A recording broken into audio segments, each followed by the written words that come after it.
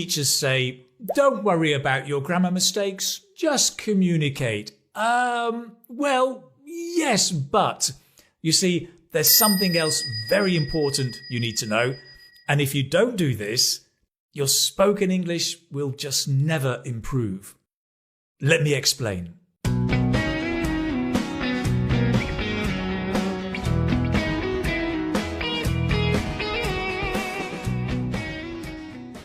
Hello, it's Keith from the Keith Speaking Academy and the YouTube channel English Speaking Success, helping you become a more confident speaker of English. Now, I remember at school, I had to write essays and then give the essay to the teacher. A few days later, the teacher would come back and there's your essay, my essay, covered in red ink. All the mistakes. And I think, oh no. And that's why nowadays, a lot of people think about mistakes. They have a negative feeling. So I understand why lots of teachers and linguists now say, don't worry about mistakes.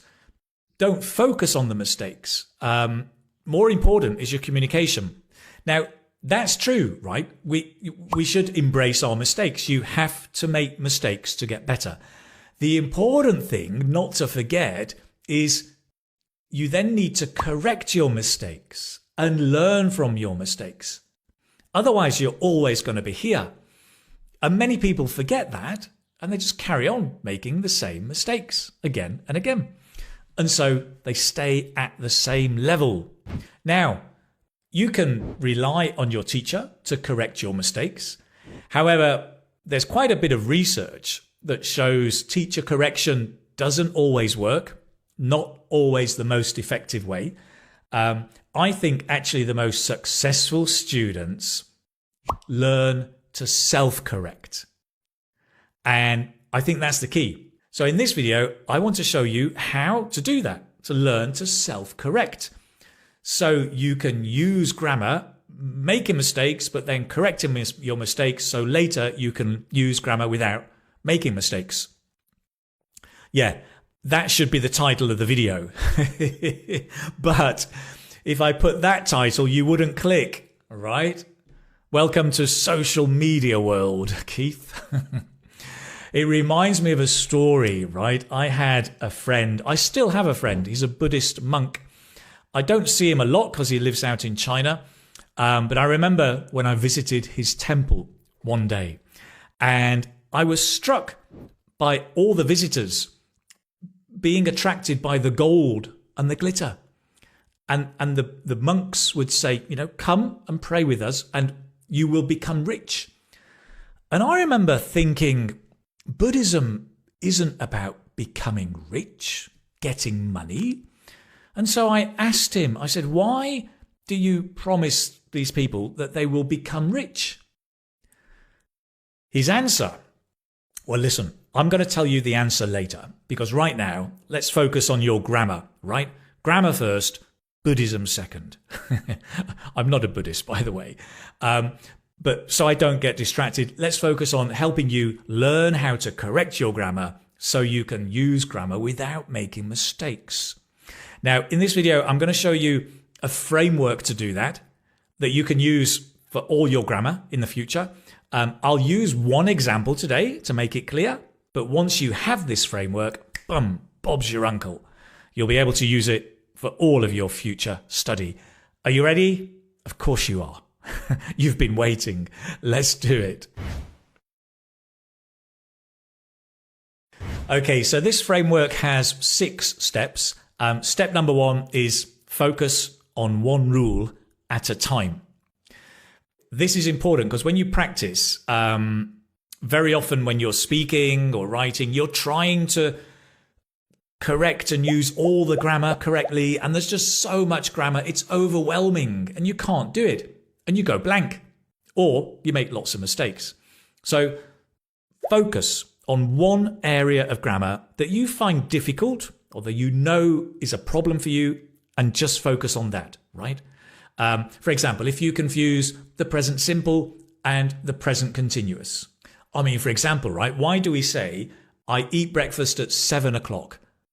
But we say, I'm eating breakfast with my friend now. Why? Or, on the other hand, maybe you confuse countable and uncountable nouns, right? I mean, why do we say how many apples? How much water? And what about coffee? How much? How many? So, focus on one area at a time. Next. Right, now step number 2 is practice the language, practice using it, and then review it. I'll talk about reviewing later, but let's look at discover the language and discover the rule, if it's grammar, and then practicing how to use it, okay? Practice speaking. Now, you can discover the rule through a grammar reference book. Hello, Grandad. Reference book. I've got ChatGPT. Okay, sure. That as well. That works. Whatever. For this video today, let's discover the language through context, right? And for those of you who are IELTS students, let's take an IELTS question and see some language. So here's the question. Do you usually cook at home? And the answer? Yes, I cook most evenings after work. I usually cook Spanish dishes because I like them. Right now, I'm learning how to cook Italian food. Right, interesting. So he says, yes, I cook most evenings. I usually cook Spanish dishes, but I'm learning how to cook Italian. Okay, why is he using the present simple sometimes and the present continuous other times? What's the rule? Right.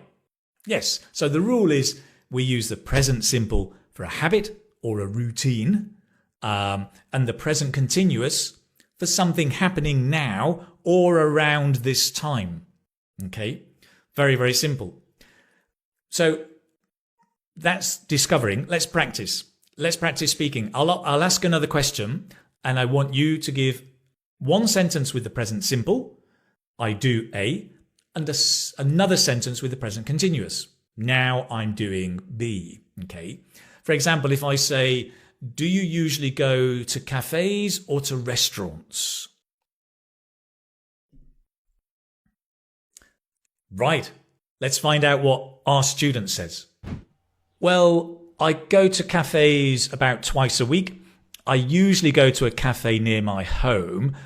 This week, though, I'm trying a new cafe near my office. Right, I go to cafes twice a week. It's a habit, a routine. This week now, I'm trying a new one. It's around this time. You see the difference? Keep practicing. Here's another one for you. Do you have a hobby?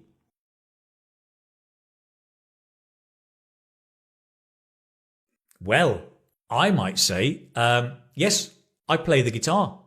I usually play in the evenings. Right now, I'm learning a new song by Van Halen.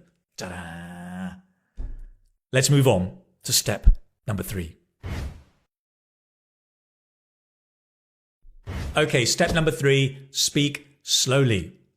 Now, just now, you were practicing with 1 or 2 sentences. You also need to practice kind of longer turns, speaking more a longer time. And when you're doing that and having conversations, speak more slowly. Because when you slow down, it gives you time to think and practice specifically the grammar that you're doing and to get it right. Right? Focus on accuracy by speaking more slowly. The big mistake so many students make is that they speak too quickly and they think fluency is speed. It is not. Fluency is not speed. Slow down, and it's really going to help you speak more accurately and use grammar correctly, right? Slow down. Do you remember the Buddhist monk? The story of my friend, the Buddhist monk who in the temples, they used gold and getting rich to attract people. So I said to him, I said, why do you do that? Why do you tell people they're going to be rich if they come in to the temple? He said, well, if they never come in to the temple, we can never teach them or convince them or tell them the story we want to tell them. They have to come in. Once they come in, we can then tell them about Buddhism and it's not about money. But if they don't come in, we can't teach them. Interesting, right? A bit like YouTube and clicking. Interesting. Food for thought. With that thought, let's move on to step number 4. Okay, step number 4. Well, remember, step number 1, focus on one rule. Number 2, practice. Number 3, speak slowly. Number 4, record yourself and check.